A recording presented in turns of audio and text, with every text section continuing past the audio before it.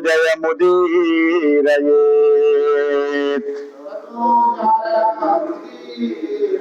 कृष्णाय वासुदेवाय हरये परमात्मने प्रणतः क्लेशनाशाय गोविन्दाय नमो नमः।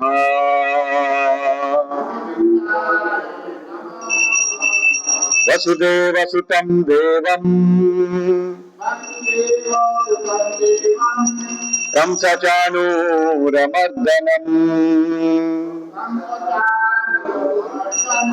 देवकी परमानन्दम् कृष्णं वन्दे जगद्गुरुम्। कृष्णं वन्दे जगद्गुरुम्। कृष्णं वन्दे जगद्गुरुम्।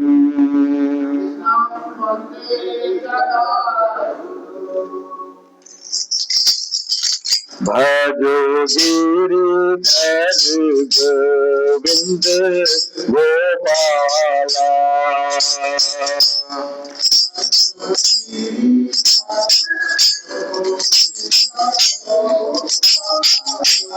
भजो गिरिधर गोविंद गोपाला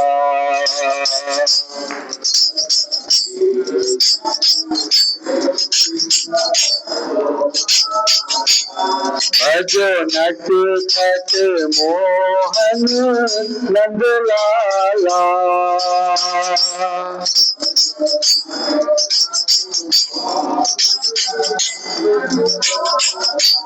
भजो नट खट मोहन नंद लाला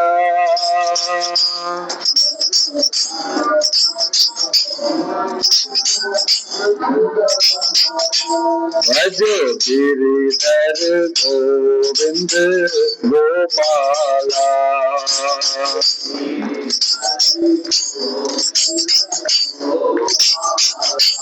भजो गिरिधर गोविंद गोपाला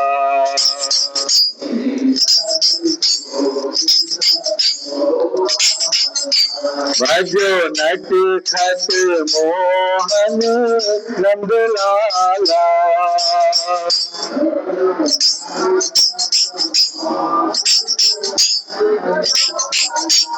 भजो नट खट मोहन नंद लाला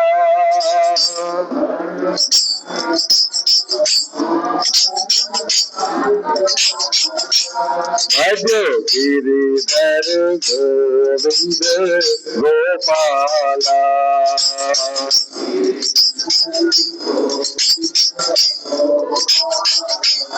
भजो गिरिधर गोविंद गोपाला।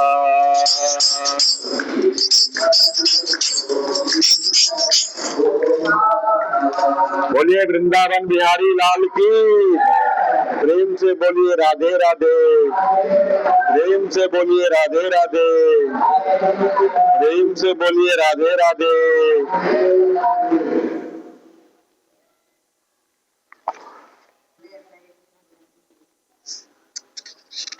श्रीमद् भागवत महापुराण पारायण करेंगे। पिछले बार जहां विश्राम दिए थे उसके बाद से तो अथ चतुर्दशो अध्याय माने 14वां अध्याय। विषय है अपशकुन देखकर महाराज युधिष्ठिर का शंका करना और अर्जुन का द्वारका से लौटना। बहुत सारा अपशकुन होने लगे थे जब भगवान श्री कृष्ण जब पधार गए अपना परम धाम, तो बहुत सारा अपशकुन हुए थे जो युधिष्ठिर देखे।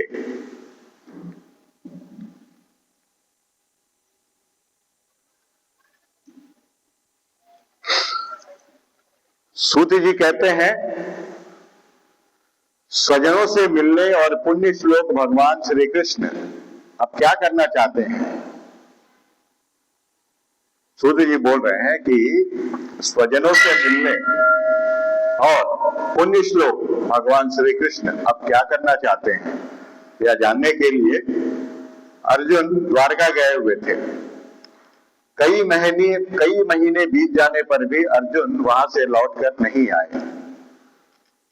तो धर्मराज युधिष्ठिर को बड़े भयंकर अपशकुन दिखने लगे। उन्होंने देखा काल की गति बड़ी विकट हो गई है। जिस समय जो ऋतु होनी चाहिए उस समय वह नहीं होती और उनकी क्रियाएं भी उल्टी ही होती हैं।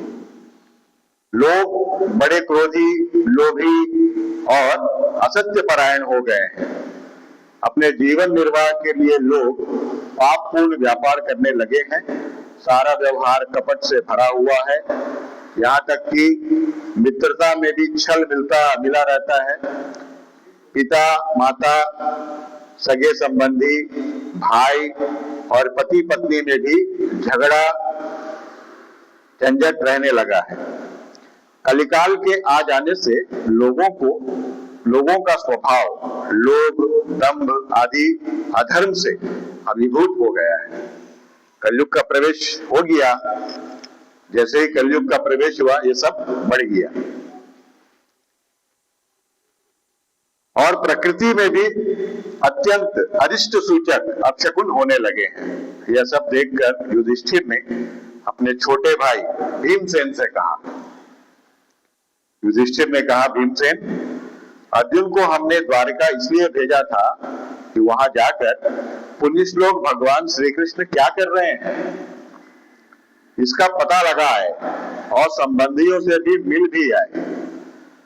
तब से 7 महीने बीत गए किंतु तुम्हारे छोटे भाई अब तक नहीं लौट रहे हैं। मैं ठीक यह नहीं समझ पाता हूं कि उनके ना आने का क्या कारण है। उस समय तो मोबाइल फोन था नहीं, तो कैसे पता करेंगे। अभी तो मोबाइल फोन है। अभी तो यहाँ से हम लोग बैठे बैठे अमेरिका में बात कर लेते हैं, कहाँ बात कर लेते हैं हम लोग। उस समय तो था नहीं। अगर पता करना हो तो कोई चिट्ठी लिखना पड़ेगा या किसी दूत को भेजना पड़ेगा। यही एक संचार साधन था, टेलीफोन था नहीं।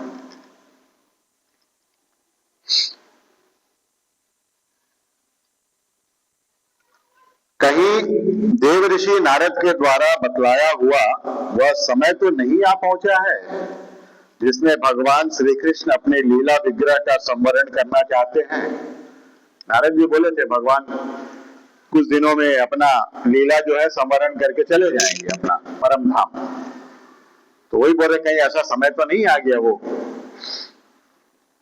उन्हीं भगवान की कृपा से हमें यह संपत्ति, राज्य, स्त्री, प्राण, कुल, संतान, शत्रुओं पर विजय और स्वर्गादि लोकों का अधिकार प्राप्त हुआ है।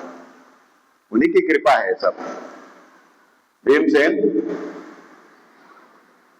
तुम तो मनुष्यों में व्याघ्र के समान बलवान हो। देखो तो सही, आकाश में उल्कापात आदि, पृथ्वी में भूकंप आदि और शरीरों में रोग आदि कितने भयंकर अपशकुन हो रहे हैं। इनसे इस बात की सूचना मिलती है कि शीघ्र ही हमारी बुद्धि को मोह में डालने वाला कोई उत्पात होने वाला है। प्यारे भीमसेन, मेरी बाईं जांघ, बाईं आंख और भुजा बार बार फड़क रही है।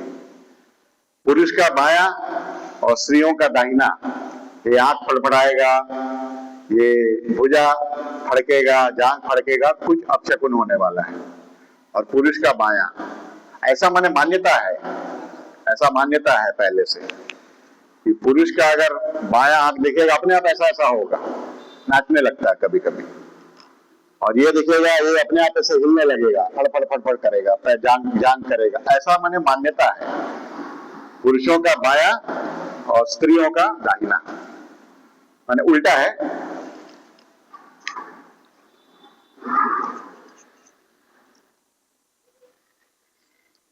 और हृदय हृदय जोर से धड़क रहा है, अवश्य ही बहुत जल्दी कोई अनिष्ट होने वाला है।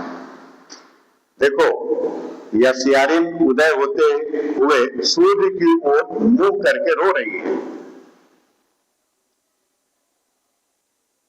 बोलते हैं, अरे उसके मुंह से तो आग भी निकल रही है। यह कुत्ता बिल्कुल निर्भय सा होकर मेरी ओर देखकर चिल्ला रहा है। भीमसेन, गौ आदि अच्छे पशु मुझे अपने बाएं करके जाते हैं और गधे आदि बुरे पशु मुझे अपने दाहिने कर देते हैं। मेरे घोड़े आदि वाहन मुझे रोते हुए दिखाई देते हैं।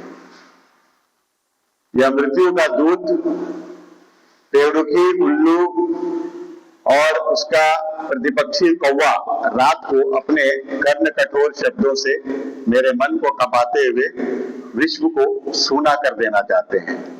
दिशाएं धुंधली हो गई हैं। सूर्य और चंद्रमा के चारों ओर बार बार मंडल बैठते हैं। यह पृथ्वी पहाड़ों के साथ कांप उठती है। बादल बड़े जोर जोर से गरजते हैं और जहां तहां बिजली भी गिरती ही रहती है। शरीर को छेदने वाली एवं धूलि वर्षा से अंधकार फैलाने वाली आंधी चलने लगी है। बादल बड़ा डरावना दृश्य उपस्थित करके सब ओर खून बरसाते हैं। देखो, सूर्य की प्रभा मंद पड़ गई है। आकाश में ग्रह परस्पर टकराया करते हैं। भूतों की घनी भीड़ में पृथ्वी और अंतरिक्ष में आग सी लग गई है। नदी, नद, तालाब और लोगों के मन में क्षुब्ध हो रहे हैं। घी से आग नहीं जल रही है। घी से जला रहे आग तो नहीं जल रही, सब अपशकुन माना जाता है।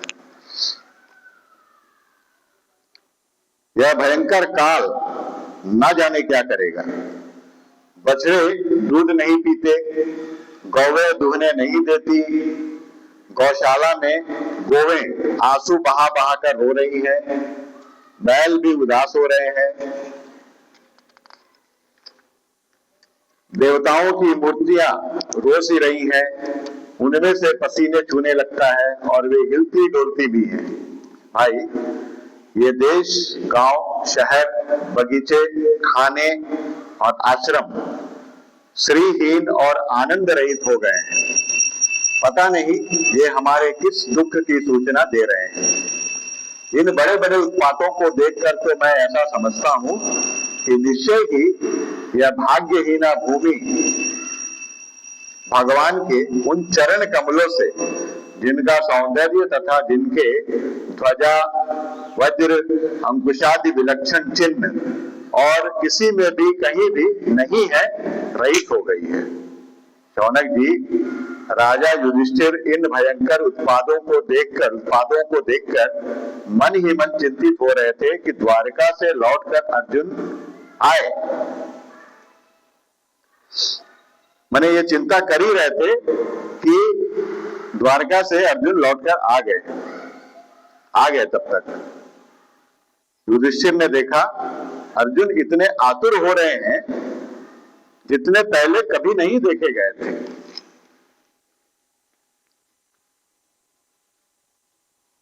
मुंह लटका हुआ है, कमल सरीखे नेत्रों से आंसू बह रहे हैं और शरीर में बिल्कुल कांति नहीं है। शरीर जो है वो कांतिहीन हो गया है अर्जुन का। उनको इस रूप में अपने चरणों में पड़ा देखकर युधिष्ठिर घबरा गए। देवऋषि नारद की बातें याद करके उन्होंने सुहृदों के सामने ही अर्जुन से पूछा कि भाई, द्वारकापुरी में हमारे स्वजन संबंधी मधु, भोज, दशार्ह, आर्ह, शाश्वत, अंधक और वृष्णि वंशी यादव कुशल तो है ना? हमारे माननीय नाना शूरसेन प्रसन्न है? माने वो कृष्ण की जो माँ थी ना, देवकी, उनके पिता थे शूरसेन। हाँ, उनके पिता थे।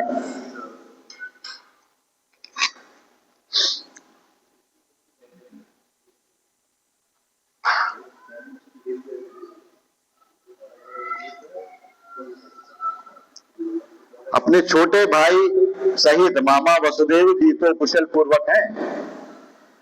वसुदेव जी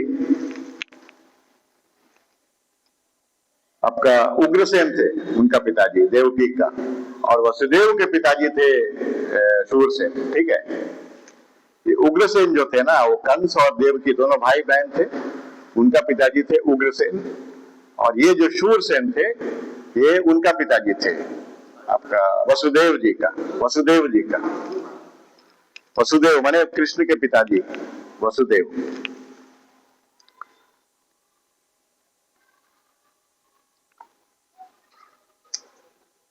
बोलते हैं उनकी पत्नियां हमारी मामी देवकी आदि सातों बहनें अपने पुत्रों और बहुओं के साथ आनंद से तो है। हृदीक उनके पुत्र कृतवर्मा, अक्रूर, जयंत, गद, सारण तथा शत्रुजित आदि यादव वीर सकुशल है ना। यादवों के प्रभु बलराम जी तो आनंद से हैं। वृष्णि वंश के सर्वश्रेष्ठ महारथी प्रद्युम्न सुख से तो है। युद्ध में बड़ी फुर्ती दिखलाने वाले भगवान अनिरुद्ध आनंद से है ना। सुषेण, चारुदेशन, जाम्बवंती नंदन सांब और अपने पुत्रों के सहित ऋषभ आदि भगवान श्री कृष्ण के अन्य सब पुत्र भी प्रसन्न है ना। फिर बोल रहे हैं भगवान श्री कृष्ण के सेवक श्रुतदेव, उद्धव आदि और दूसरे सुनंद, नंद आदि प्रधान यदुवंशी जो भगवान श्री कृष्ण और बलराम के बाहुबल से सुरक्षित हैं, सबके सब सकुशल है ना। हमसे अत्यंत प्रेम करने वाले वे लोग कभी हमारा कुशल मंगल भी पूछते हैं।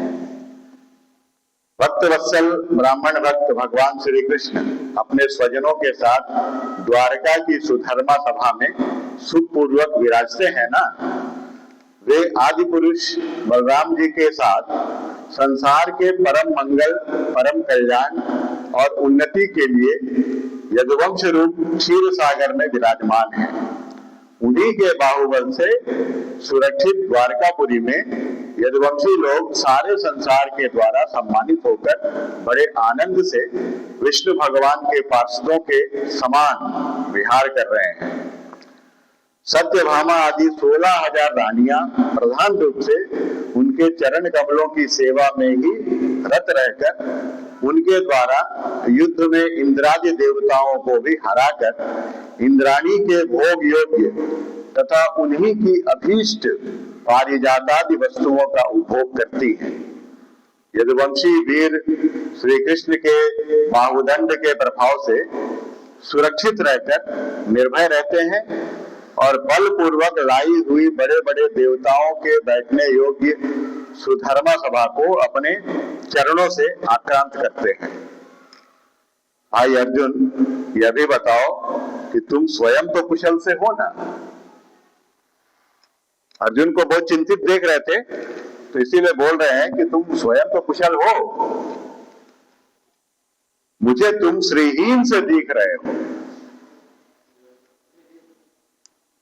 वहां बहुत दिन तक रहे, कहीं तुम्हारे सम्मान में तो किसी प्रकार की कमी नहीं हुई। वहां तो तुम बहुत दिन थे, 7 महीना।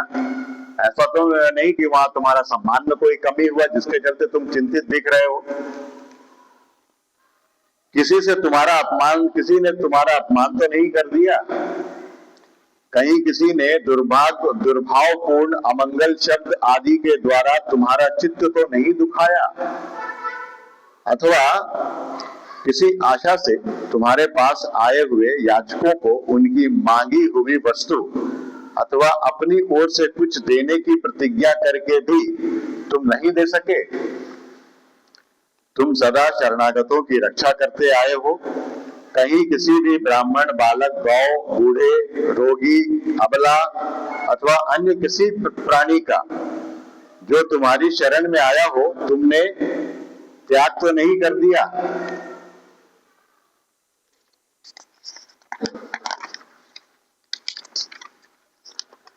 कहीं तुमने अगम्या स्त्री से समागम तो नहीं किया।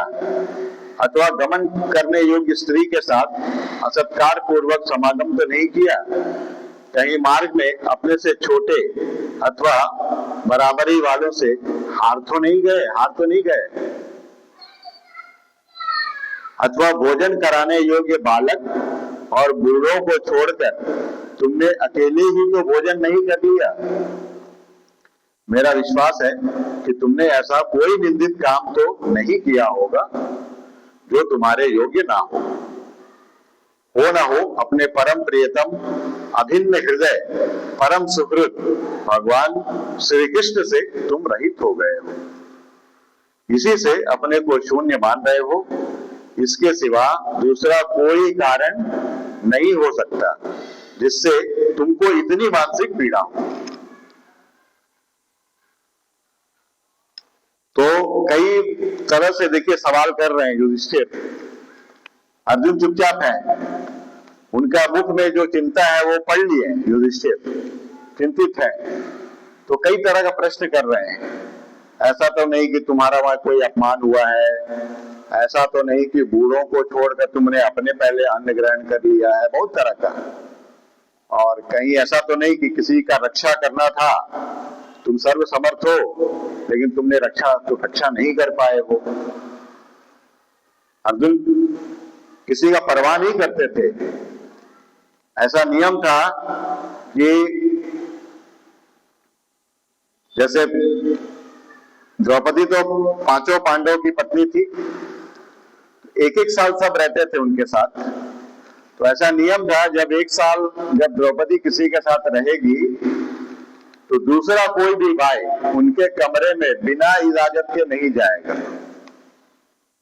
अगर चला गया गलती से तो उसको नियम था कि उसको वनवास करना होगा इतना साल, ये तो नियम बना दिया था। तो एक बार अर्जुन एक ब्राह्मण को बचाने के लिए, ब्राह्मण का गाय कोई ले जा रहा था, तो ब्राह्मण अर्जुन को बोला कि मेरा गाय ले जा रहा है, आप मेरा मदद कीजिए, मैं आपके शरण में हूं। तो इनका जो गांडीव धनुष और बाण उस समय इत्तेफाक से वो धर्मराज के यहां में था, कक्ष में था। अब अर्जुन क्या करे? अब दोनों द्रौपदी और धर्मराज जी कक्ष में है, ये भी एक तो प्रॉब्लम था वहां में। लेकिन बोले अगर अपना गांडीव और धनुष लेके नहीं आएंगे तो बेचारा वो ब्राह्मण का वही एक सहारा है, गाय। अगर वो गाय चोर ले जाएगा तो फिर वो मर जाएगा बेचारा, है ना, एक ही सहारा है। तो बोला जो होगा देखा जाएगा, जो हमको भोगना का भोग लेंगे, लेकिन पहले मेरा धर्म है वहां उसका रक्षा करना। तो वो रूम में घुस गए, घुस के जाके अपना धनुष और बाण लेके निकल आए तुरंत, और जाके वो जो चोर था उसको पकड़े अपना बाण से। उसके बाद में उसका ब्राह्मण का जो गाय है ब्राह्मण को सौंप दिए। फिर वहां से रिटर्न आने के बाद में वो क्षमा मांगे, सबसे क्षमा मांगे, बोला जो नियम है हम जा रहे हैं वनवास। तो ये लोग बोला नहीं ऐसा कोई बात नहीं है, बड़ा भाई के कक्ष में आ गया है छोटा भाई, अगर तो छोटा भाई जो है बड़ा भाई के सामने वो पुत्र के समान ही होता है। जब गार्जियन घर का पिता जब नहीं रहता तो बड़ा भाई ही पिता के समान होता है। तो हम तुमसे बड़े हैं, तुमसे बड़ा भीमसेन है, उससे बड़े हम हैं, तो हमने तुमको माफ किया, तुमको वो सब कष्ट सहने का जरूरत नहीं है। जो नियम हम लोगों ने बनाया उससे मैं मुक्त करता हूं तुमको जाने का जरूरत नहीं है वनवास वगैरह। लेकिन अर्जुन बोले नहीं, जो नियम बन गया मैं तो जाऊंगा। और वो गए, जाके फिर जो भी था नियम वो पूरा करके आए वहां से। तो ऐसा था उन लोगों में। तो यहाँ पर वही बता रहे हैं कि आखिर तुम इतना चिंतित क्यों हो, उसका कारण बताओ। तो यहाँ पर ये चैप्टर जो है समाप्त हो गया है। इति श्रीमद् भागवते महापुराणे पारमहंस्याम संहितायाम प्रथम स्कंधे युधिष्ठिर वितर्को नाम चतुर्दशो अध्यायः। ये समाप्त हो गया है। अब जो है हम लोग पंचदशो अध्याय, 15वां अध्याय पढ़ेंगे। इसमें विषय है कृष्ण विरह व्यथित पांडवों का परीक्षित को राज्य देकर स्वर्ग सिधारना। सूत जी कहते हैं भगवान श्री कृष्ण के प्यारे सखा अर्जुन एक तो पहले ही श्री कृष्ण के विरह से कृश हो रहे थे, उस पर राजा युधिष्ठिर ने उनकी विषादग्रस्त मुद्रा देखकर उसके विषय में कई प्रकार की आशंकाएं करते हुए प्रश्नों की झड़ी लगा दी, तरह तरह के प्रश्न पूछ डाले। तो शोक से अर्जुन का मुख और हृदय कमल सूख गया था, चेहरा फीका पड़ गया था।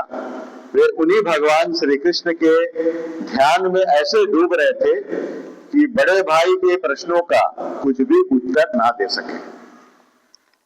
श्री कृष्ण की आंखों से ओझल हो जाने के कारण वे बढ़ी हुई प्रेम जनित उत्कंठा के परवश हो रहे थे। रथ हाँकने, टहलने आदि के समय भगवान ने उनके साथ जो मित्रता, अभिन्न हृदयता और प्रेम से भरे हुए व्यवहार किए थे, उनकी याद पर याद आ रही थी। बड़े कष्ट से उन्होंने अपने शोक का वेग रोका, हाथ से नेत्रों के आंसू पोंछे और फिर रुधे हुए गले से अपने बड़े भाई महाराज युधिष्ठिर से कहा। अर्जुन बोले, महाराज, मेरे ममेरे भाई अथवा अत्यंत घनिष्ठ मित्र का रूप धारण कर श्री कृष्ण ने मुझे ठग लिया, है ना।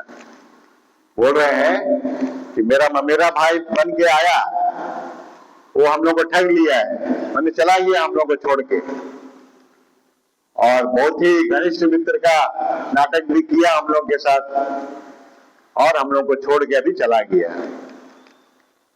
मेरे जिस प्रबल पराक्रम से बड़े बड़े देवता भी आश्चर्य में डूब जाते थे, उसे श्री कृष्ण ने मुझसे छीन लिया। जैसे ये शरीर प्राण से रहित होने पर मृतक कहलाता है, वैसे ही उनके क्षण भर के वियोग से यह संसार अप्रिय दिखने लगता है।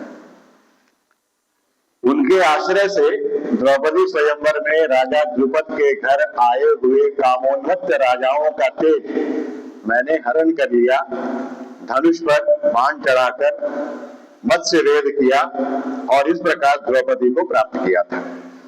सब तो भगवान श्री कृष्ण का ही प्रताप था। जब भगवान श्री कृष्ण पधार गए ना, उसके बाद जब वहां का द्वारका का कुछ लोगों को हस्तिनापुर लेके जब आ रहे थे, तो जो मामूली जो जंगल के जो लोग रहते हैं ना, जंगली लोग, वो लोग आक्रमण किए, उनसे युद्ध नहीं कर पाए। अर्जुन हार गए। जो कर्ण और किसको किसको मारे थे महाभारत का युद्ध में, किसको किसको पराजित किए थे, वैसा वीर जो है अर्जुन, वो मामूली जो धनुष बाण लेके, जैसे जंगली लोग होता है ना, आदिवासी लोग, उन लोग से हार गए। उनसे हारना पड़ा इनको, माने भगवान गए, इनका शक्ति भी चला गया, अर्जुन का, सबका।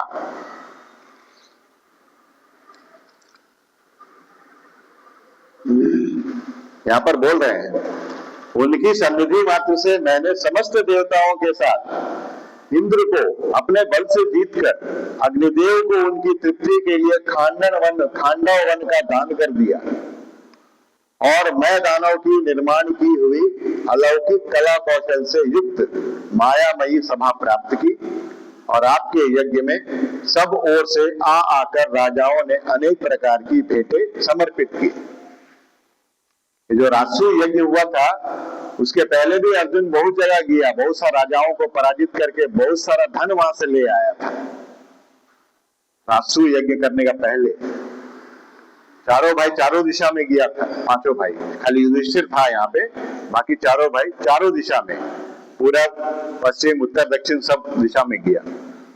और अर्जुन जो है सब जीत के आया।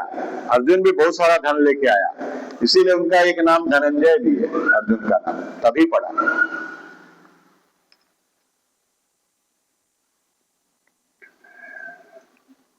10,000 हाथियों की शक्ति और बल से संपन्न आपके इन छोटे भाई भीमसेन ने उन्हीं की शक्ति से राजाओं के सिर पर पैर रखने वाले अभिमानी जरासंध का वध किया था।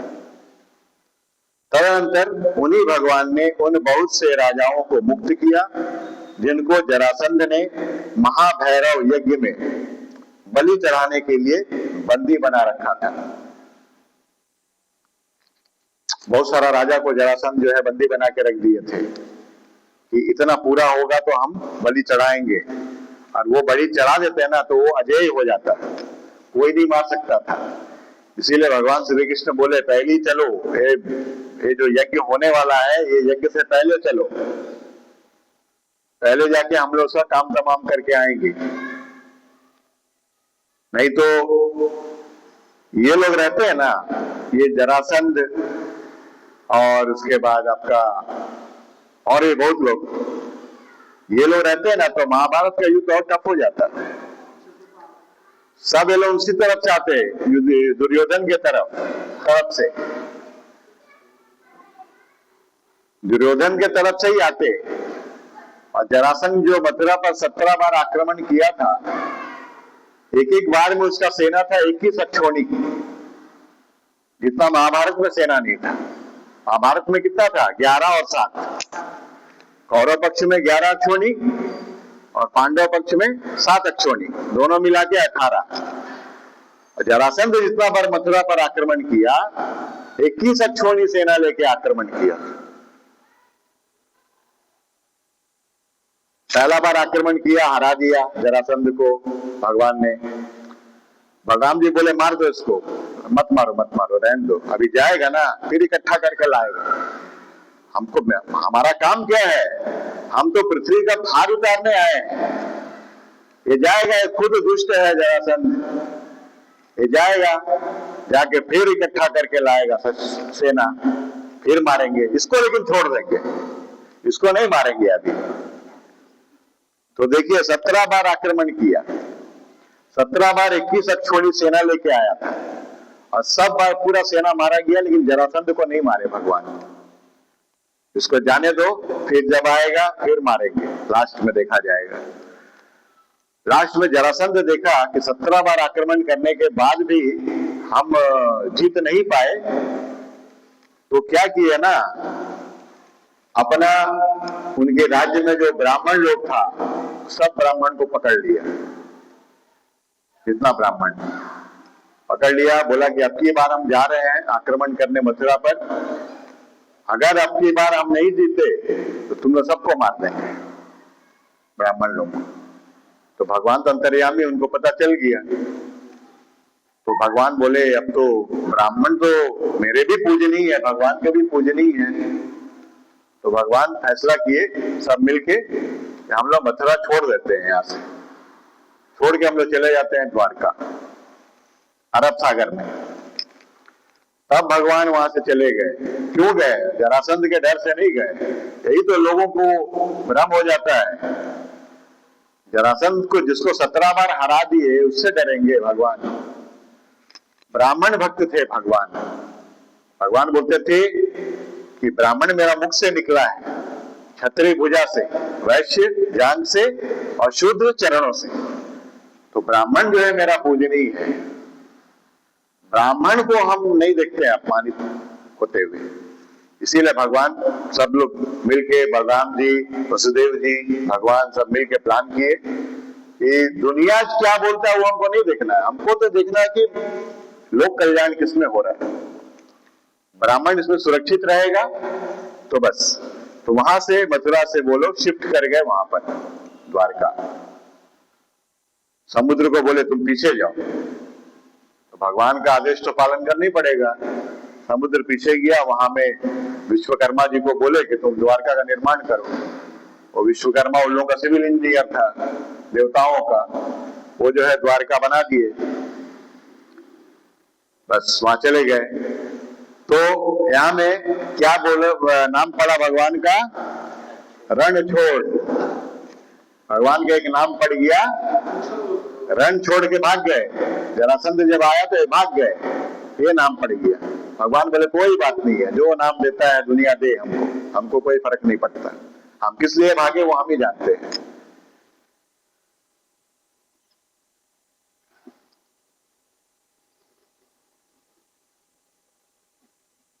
तो यहाँ बता रहे हैं कि जरासंध ने महाभैरव यज्ञ में बलि चढ़ाने के लिए बंदी बना रखा था। उन सब राजाओं ने आपके यज्ञ में अनेक प्रकार के उपहार दिए थे। महारानी द्रौपदी राजसूय यज्ञ के महान अभिषेक से पवित्र हुए अपने उन सुंदर केशों को, जिन्हें दुष्टों ने भारी सभा में छूने का साहस किया था, बिखेर कर तथा आंखों में आंसू भरकर जब श्री कृष्ण के चरणों में गिर पड़ी, तब उन्होंने उसके सामने उसके उस घोर अपमान का बदला लेने की प्रतिज्ञा करके उन धूर्तों की स्त्रियों की ऐसी दशा कर दी कि वे विधवा हो गईं और उन्हें अपने केश अपने हाथों खोल देने पड़े।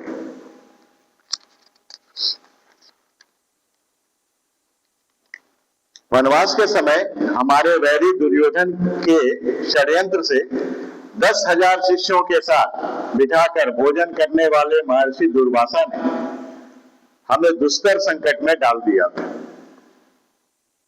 उस समय उन्होंने द्रौपदी के पात्र में बची हुई शाक की एक पत्ती का ही भोग लगाकर हमारी रक्षा की। हम लोग बात किए थे ना 2 दिन पहले। उनके ऐसा करते ही नदी में स्नान करती हुई मुनि मंडली को ऐसा प्रतीत हुआ मानो उनकी तो एक बात ही क्या, सारी त्रिलोकी ही तृप्त हो गई।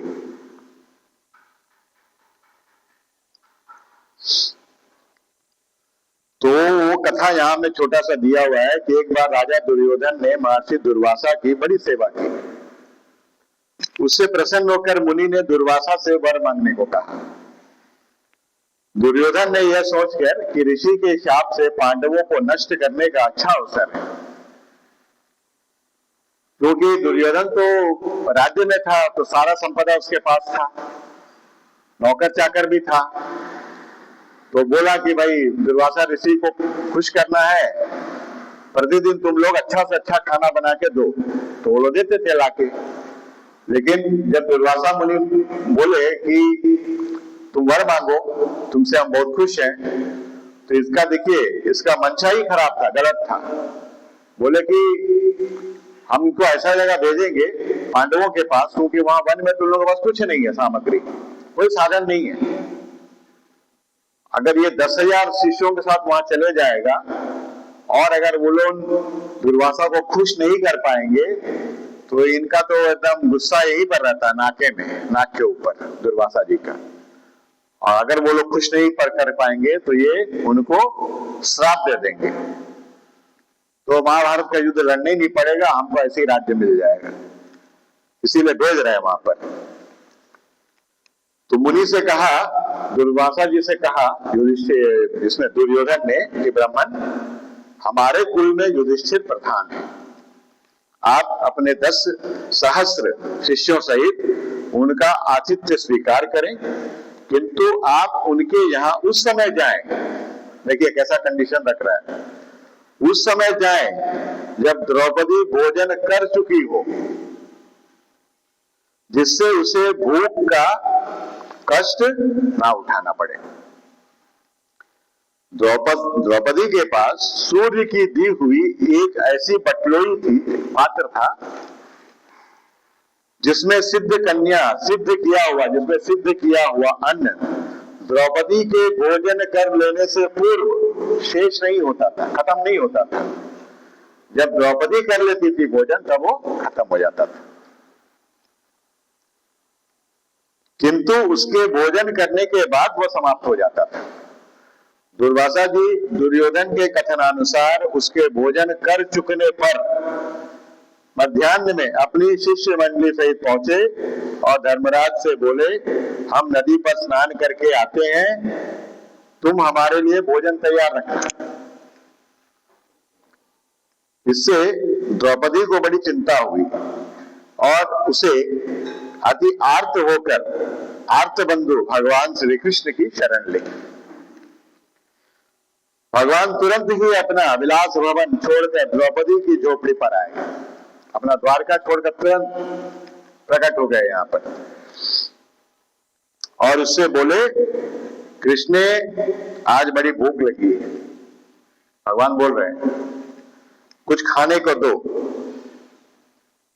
तो द्रौपदी भगवान की इस अनुपम दया से गदगद हो गई और बोली, प्रभु मेरा बड़ा भाग्य है जो आज विश्वंभर ने मुझसे भोजन मांगा, परंतु क्या करूं, अब तो कुटी में कुछ भी नहीं है। भगवान आए तो भगवान को बोल रही है ऐसा सा बात है, दुर्वासा जी आए हैं 10,000 शिष्य मंडली के साथ, मैंने अभी सुना रही है अपना संकट। तो भगवान बोले कि तुम वो सब मत सुनाओ, हमको बहुत जोर का भूख लगा, तुम जल्दी लाओ कुछ मेरे लिए, हम खाएंगे उसके बाद बात करेंगे। तो भगवान को बोलती है, प्रभु आप तो अंतर्यामी है, सब जान रहे हैं, मेरा परीक्षा कर रहे हैं, हम लोग ऐसी संकट में फंसे हुए हैं और जला पे नमक छिड़क रहे हैं आप। तो भगवान बोले जाओ जाओ तुम पहले लेके तो आओ, पात्र लेके आओ। तो लेके आती है। भगवान ने कहा अच्छा वह पात्र तो लाओ, उसमें कुछ होगा ही। द्रौपदी बटलोई ले आई, उसमें कहीं शाक का एक कण लगा हुआ था। ये भगवान की लीला है सब। तो धो के रख दी थी, कहां से आएगा शाक का कण। विश्वात्मा हरि ने उसी को भोग लगाकर त्रिलोकी को तृप्त कर दिया, उसी को मुंह में डाल लिया तो पूरा तीनों लोग जो है सबका पेट भर गया, तृप्त कर दिया। और भीमसेन ने कहा कि मुनि मंडली को भोजन के लिए बुला लाओ। भीमसेन को बोला जाओ बुला के लाओ मुनि मंडली को। तो मुनि मंडली तो नहा ही रहा था कि उन लोगों का पेट भर गया। जैसे ही नहा रहा था, भगवान जैसे ही वो शाक का टुकड़ा मुंह में डाले, उन लोगों का पेट भर गया। पेट भर गया तो वो लोग बाहर निकले, बोले कि भाई अब तो भीमसेन जो है ना गदा लेके खड़ा होगा वहां पे, हम लोग जाएंगे, अगर नहीं खाएंगे तो बहुत पीटेगा हम लोग, है ना। हम लोग तो ऑर्डर दे के आ गए हैं कि भाई भोजन तैयार रखो, हमारे यहाँ नहा के स्नान करके, तो अभी हम लोग जाएंगे ना वहां और नहीं खाएंगे कुछ। इतना पेट भर गया, यहाँ तक भर गया और इतना भर गया कि वो लोगों लौटने लगा हजम करने के लिए नीचे में 10,000 शिष्य मंडली। बोला बहुत मार पड़ेगा, यहाँ से भाग चलो, यहाँ से भागा वहां से। तो ये महाभारत में प्रसंग पूरा डिटेल्स में है। उनके प्रताप से मैंने युद्ध में पार्वती सहित भगवान शंकर को आश्चर्य में डाल दिया। मैंने अर्जुन बोल रहे हैं कि मैंने शंकर जी के साथ भी युद्ध किए थे अर्जुन, तब जाके उनको पाशुपतास्त्र मिला था। तो पहले शंकर जी दिए नहीं, पहले एक क्या बोलते हैं शिकारी के देश में आए थे और उनसे युद्ध हुआ था। हाँ, तथा उन्होंने मुझको अपना पाशुपत नामक अस्त्र दिया। साथ ही दूसरे लोकपालों ने भी प्रसन्न होकर अपने अपने अस्त्र मुझे दिए। और तो क्या, उनकी कृपा से मैं इसी शरीर से स्वर्ग में गया, भगवान की कृपा से। इस शरीर के साथ ही अर्जुन गए थे स्वर्ग में। उनके आग्रह से जब मैं स्वर्ग में ही कुछ दिनों तक रह गया, तब इंद्र के साथ समस्त देवताओं ने मेरी इन्हीं गांडीव धारण करने वाली भुजाओं का निवात कवच आदि दैत्यों को मारने के लिए आश्रय लिया। महाराज यह सब जिसकी महती कृपा का फल था, वही उन्हीं पुरुषोत्तम भगवान श्री कृष्ण ने मुझे आज ठग लिया। महाराज कौरवों की सेना भीष्म द्रोण आदि अजेय महामत्स्यों से पूर्ण अपार समुद्र के समान दुस्तर थी। कौरवों की जो सेना थी उसको जीतना आसान नहीं था, परंतु उनका आश्रय ग्रहण करके अकेले ही रथ पर सवार होकर मैंने उसे पार कर गया। उन्हीं की सहायता से आपको याद होगा मैंने शत्रुओं के राजा विराट का सारा भोजन तो वापस ले ही लिया, साथ ही उनके सिरों पर चमकते हुए मणिमय मुकुट तथा अंगों के अलंकार तक छीन लिए थे। भाई जी, कौरवों की सेना भीष्म, कर्ण, द्रोण, शल्य तथा अन्य बड़े बड़े राजाओं और क्षत्रिय वीरों के रथों से शोभायमान थी। उसके सामने मेरे आगे आगे चलकर वे अपनी दृष्टि से ही उन महारथी युद्धपतियों की आयु, मन, उत्साह और बल को छीन लिया करते थे। भगवान श्री कृष्ण को जब वो विपक्षी वाले देखते थे, उनका ऐसा तेज था ना भगवान श्री कृष्ण का, वो तो संपूर्ण 16 कला अवतार थे भगवान श्री कृष्ण, उनका तेज ही ऐसा था कि सामने वाला कमजोर हो जाता था।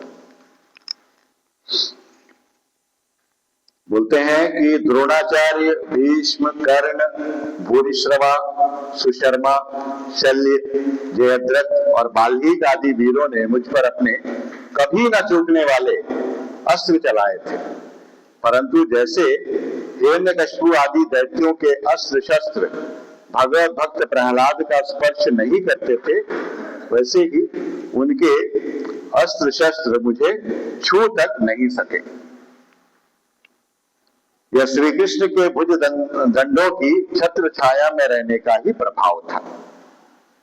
श्रेष्ठ पुरुष संसार से मुक्त होने के लिए जिनके चरण कमलों का सेवन करते हैं, अपने आप तक को दे डालने वाले उन भगवान को मुझ दुर्बुद्धि ने सारथी तक बना डाला।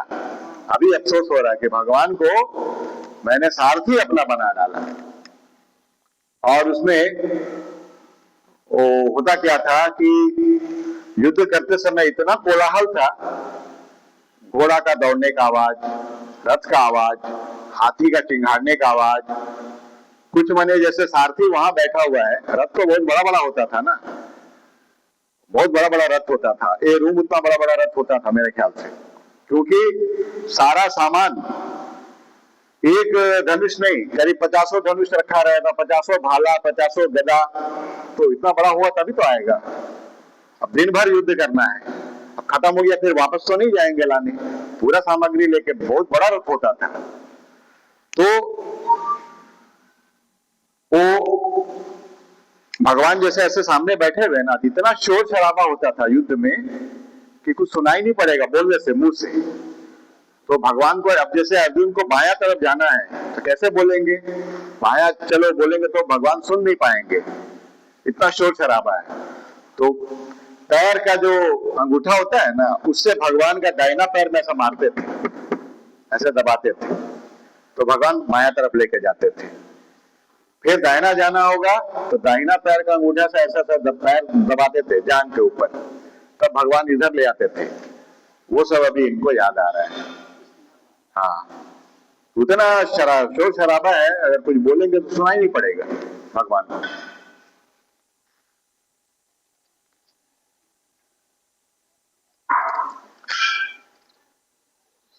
बोलते हैं जिस समय मेरे घोड़े थक गए थे और मैं रथ से उतरकर पृथ्वी पर खड़ा था, उस समय बड़े बड़े महारथी शत्रु भी मुझ पर प्रहार ना कर सके, क्योंकि श्री कृष्ण के प्रभाव से उनकी बुद्धि मारी गई थी। महाराज माधव के उन्मुक्त और मधुर मुस्कान से युक्त विनोद भरे एवं हृदय स्पर्शी वचन और उनका मुझे पार्थ, अर्जुन, सखा, कुरुनंदन आदि कहकर पुकारना मुझे याद आने पर मेरे हृदय में उथल पुथल मचा देते हैं। सोने, बैठने, टहलने और अपने संबंध में बड़ी बड़ी बातें करने तथा भोजन आदि करने में हम प्रायः एक साथ रहा करते थे। किसी किसी दिन मैं व्यंग से उन्हें कह बैठता, मित्र तुम तो बड़े सत्यवादी हो। उस समय भी वे महापुरुष है, वही घोड़े हैं और वही मैं रथी अर्जुन हूं, जिसके सामने बड़े बड़े राजा लोग सिर झुकाया करते थे। श्री कृष्ण के बिना ये सब एक ही क्षण में नहीं के समान सार शून्य हो गए। ठीक उसी तरह जैसे भस्म में डाली हुई आहुति, कपट भरी सेवा और ऊसर में बोया हुआ बीज व्यर्थ जाता है, जैसे भस्म में डाली हुई आहुति, जैसे भस्म में हम लोग कुछ डालेंगे तो खींच लेंगे, फायदा नहीं। राजन, आपने द्वारकावासी अपने निज सुहृद संबंधियों की बात पूछी है। वे ब्राह्मणों के शापवश मोहग्रस्त हो गए और वारुणी मदिरा के पान से मदोन्मत्त होकर अपरिचितों की भांति आपस में ही एक दूसरे से भिड़ गए और घूसों से मारपीट करके सब के सब नष्ट हो गए। यदुवंशी जो है सब आपस में ही लड़ गए, क्योंकि उन लोगों को कोई मार नहीं सकता था, इसलिए आपस में ही भगवान लड़वा के मरवा दिए। वो वारुणी मदिरा पी लिए थे वो लोग, ये अमृत मंथन से निकला था वारुणी मदिरा। अमृत मंथन से ये भी एक तो रत्न है, 14 रत्न में एक रत्न है वारुणी मदिरा। हाँ, ये अमृत मंथन में निकला था।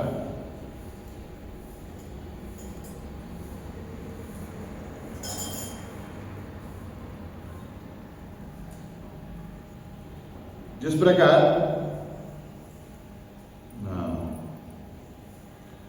उनमें से केवल 4-5 ही बचे हैं, बाकी लोग सब मर गए। यादव लोग, मैंने पूरा भगवान का कुल जो है वो नष्ट हो गया, 4-5 लोग ही बचे हैं। वास्तव में यह सर्वशक्तिमान भगवान की ही लीला है कि संसार के प्राणी परस्पर एक दूसरे का पालन पोषण भी करते हैं और एक दूसरे को मार भी डालते हैं। माने इंटरलिंक है हम लोग, संसार के प्राणी एक दूसरे का पालन पोषण भी करते हैं, एक दूसरे को मार भी डालते हैं। राजन, जिस प्रकार जलचरों में बड़े जंतु छोटों को, जैसे पानी में बड़ा मछली छोटा मछली को खा जाता है, बलवान दुर्बलों को एवं बड़े और बलवान भी परस्पर एक दूसरे को खा जाते हैं, उसी प्रकार अतिशय बली और बड़े यदुवंशियों के द्वारा भगवान ने दूसरे राजाओं का संहार कराया। तत्पश्चात यदुवंशियों के द्वारा एक से दूसरे यदुवंशी का नाश करा के पृथ्वी रूप से पूर्ण रूप से पृथ्वी का भार उतार दिया। भगवान श्री कृष्ण ने मुझे जो शिक्षाएं दी हैं वे देश, काल और प्रयोजन के अनुरूप तथा हृदय के ताप को शांत करने वाली थी। स्मरण आते ही वे हमारे चित्त का हरण कर लेती है। सूत जी कहते हैं, इस प्रकार प्रगाढ़ प्रेम से भगवान श्री कृष्ण के चरण कमलों का चिंतन करते करते अर्जुन की चित्त वृत्ति अत्यंत निर्मल और प्रशांत हो गई। उनकी प्रेममयी भक्ति भगवान श्री कृष्ण के चरण कमलों के अहर्निश चिंतन से अत्यंत बढ़ गई। भक्ति के वेग ने उनके हृदय को मथ कर उसमें से सारे विकारों को बाहर निकाल दिया। उन्हें युद्ध के प्रारंभ में भगवान के द्वारा उपदेश किया हुआ गीता ज्ञान, जो उपदेश किए थे युद्ध के समय में वो गीता ज्ञान पुनः स्मरण हुआ है, जिसकी काल के व्यवधान और कर्मों के विस्तार के कारण प्रमादवश कुछ दिनों के लिए विस्मृति हो गई थी। ब्रह्म ज्ञान की प्राप्ति से माया का आवरण भंग होकर गुणातीत अवस्था प्राप्त हो गई। द्वैत का संचय निवृत्त हो गया, सूक्ष्म शरीर भंग हुआ, वे शोक एवं जन्म मृत्यु के चक्र से सर्वथा मुक्त हो गए। अर्जुन, भगवान के स्वधाम गमन एवं यदुवंश के संहार का वृत्तांत सुनकर निश्चलमती युधिष्ठिर ने स्वर्गारोहण का निश्चय किया। बोला कि जब भगवान ही यहाँ से चले गए, अब हम लोग रह के यहाँ से क्या करें, चले हम लोग भी चले। अब कुंती ने भी अर्जुन के मुख से यदुवंशियों के नाश और भगवान के स्वधाम गमन की बात सुनकर अनन्य भक्ति से अपने हृदय को भगवान श्री कृष्ण में लगा दिया और सदा के लिए इस जन्म मृत्यु रूप संसार से अपना मुंह मोड़ लिया। भगवान श्री कृष्ण ने लोक दृष्टि से जिस यादव शरीर से पृथ्वी का भार उतारा था उसका वैसे ही परित्याग कर दिया, जैसे कोई कांटे से कांटा निकालकर फिर दोनों को फेंक दे। जैसे कांटा से कांटा ही निकलेगा, कांटा को गुलाब से नहीं निकाल सकते, कांटा तो कांटा से ही निकलेगा। भगवान की दृष्टि में दोनों ही समान थे। जैसे वे नट के समान मत्स्यादि रूप धारण करते हैं और फिर उनका त्याग कर देते हैं, वैसे ही उन्होंने जिस यादव शरीर से पृथ्वी का भार दूर किया उसे त्याग भी किया। जैसे भगवान हर जब मैंने धर्म की हानि होती है तब तो भगवान प्रकट होते ही हैं। और जैसे मत्स्य अवतार लिए, फिर वो छोड़ दिए शरीर, कूर्म अवतार लिए, फिर वहाँ भी अंतर्धान हो गए अपना काम करके, वराह अवतार लिए, अपना काम किए, फिर अंतर्धान हो गए। तो जो भी वो अवतार लेते हैं अपना काम करके उसको त्याग देते हैं। वैसे ही ये कृष्ण अवतार का जो उद्देश्य था, जो मकसद था, पृथ्वी का भार कम करना। दुष्ट बहुत हो गए थे, दुष्ट बहुत हो गए थे। राम अवतार में भी भगवान राम जब आए थे तो बहुत ज्यादा अन्याय होने लगा था। बोलते हैं कि हड्डियों का ढेर लग गया था, बड़ा बड़ा पहाड़ हो गया था हड्डियों का। राक्षस लोग जो है ना, जो ऋषि मुनि लोग तपस्या करते थे या और प्रजा को खा खा के हड्डी सब वहां जमा कर दिया, हड्डियों का पहाड़ जैसा हो गया था। तब भगवान राम आए थे। बोलते हैं ना, हर चीज का एक समय होता है आने का और जाने का भी एक समय होता है। तो भगवान राम उस समय आए और बहुत लोगों को मारे, ताड़का को मारे, मारीच, सुबाहु, खरदूषण, बहुत लोगों को मारे। और रावण को जो मारे उसके थ्रू से ही बहुत लोग मारे गए। जो रावण का हेल्प करने आए थे, बड़े बड़े आई रावण, नहीं रावण, सबको खत्म किया।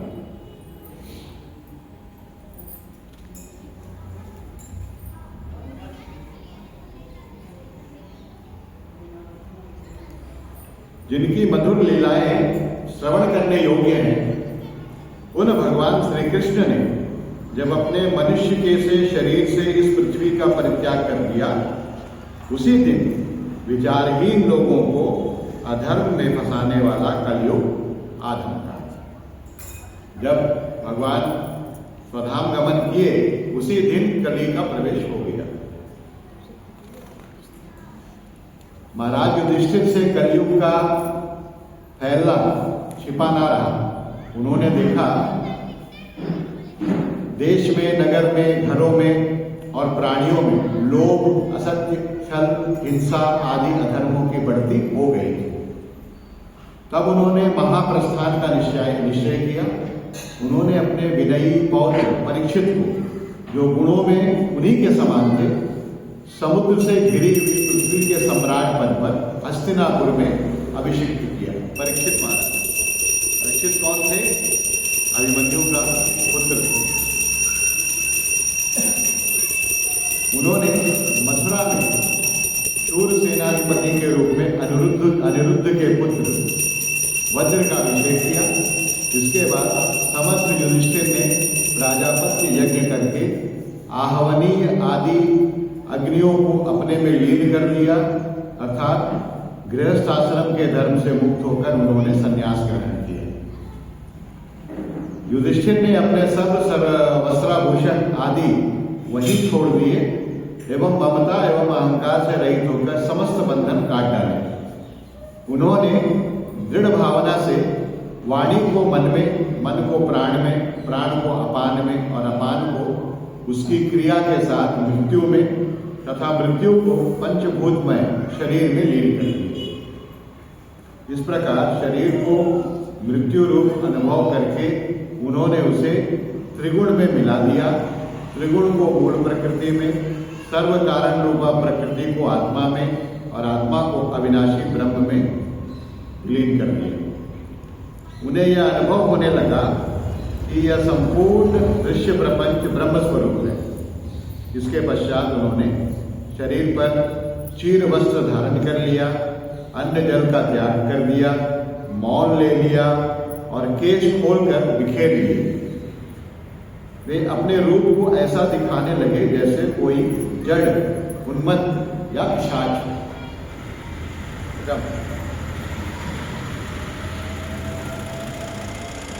फिर वे बिना किसी की बाट देखे तथा बहरे की तरह बिना किसी की बात सुने घर से निकल पड़े।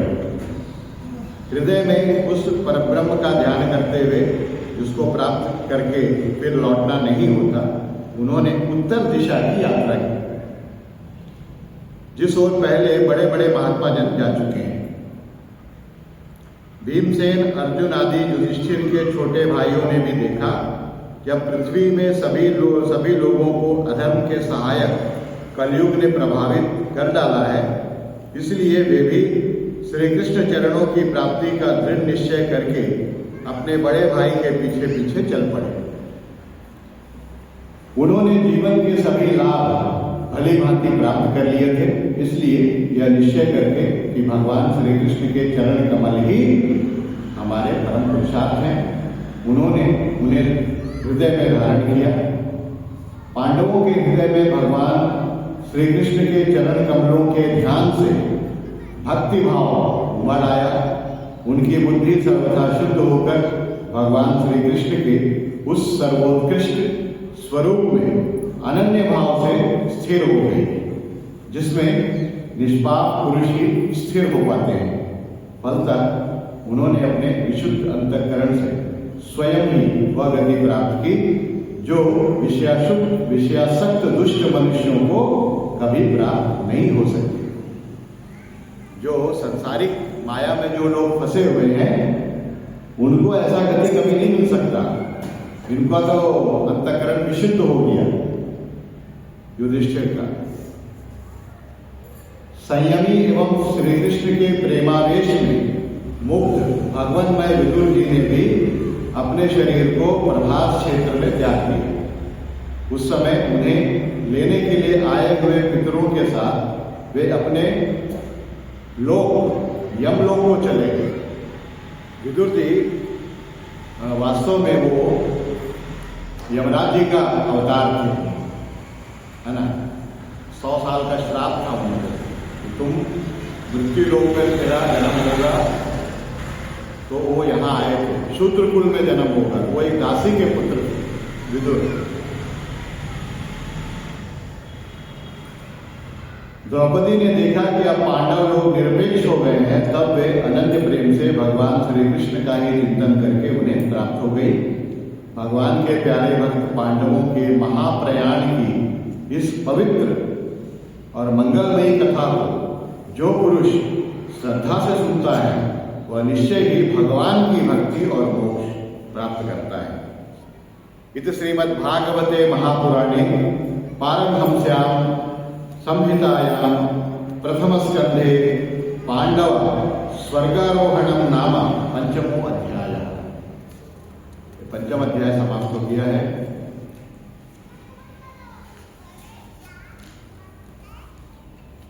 तो प्रभु जी लग दिया जाए यहाँ में, मुझे समय हो गया है। ठीक, कल का रोज कर लीजिए। कल परसों प्रभु जी बाहर जा रहे हैं फ्राइडे को, तो कल रहेगा कार्यक्रम, और सोमवार और बुधवार का कार्यक्रम नहीं रहेगा, फिर शुक्रवार को रहेगा। कल होगा, शुक्र को नहीं होगा, इस शुक्र को नहीं होगा, शुक्र वाला कार्यक्रम कल हो जाएगा। और सोमवार और बुधवार खाली नहीं रहेगा कार्यक्रम, प्रभु जी बाहर जा रहे हैं, तो फिर शुक्रवार को फिर कार्यक्रम।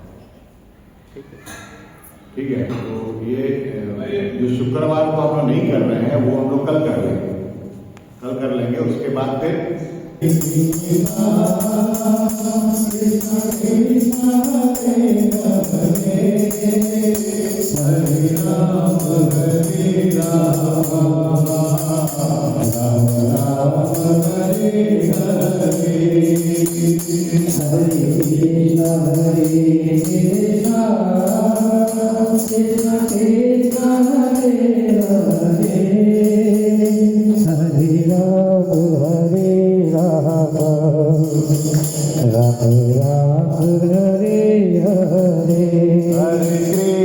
Hare Krishna, Krishna Krishna Hare Hare, Hare Rama Hare Rama, Rama Rama Hare Hare, Hare Krishna Krishna, Krishna Krishna Hare Hare, Hare Rama Hare Rama, Ram Ram Hare Hare सर्वत्र गोविंद नाम संकीर्तन गोविंद गोविंद ओम सर्वेषां स्वस्तिर्भवतु सर्वेषां शान्तिर्भवतु सर्वेषां मंगलपूर्णं भवतु सर्वेषां मंगलं भवतु ओम सर्वे भवन्तु सुखिनः सर्वे सन्तु निरामयाः सर्वे भद्राणि पश्यन्तु मा कश्चित् दुःखभाग् भवेत् ओम पूर्णमदः पूर्णमिदं पूर्णात् पूर्णमुदच्यते पूर्णस्य पूर्णमादाय पूर्णमेवावशिष्यते ओम शान्ति शान्ति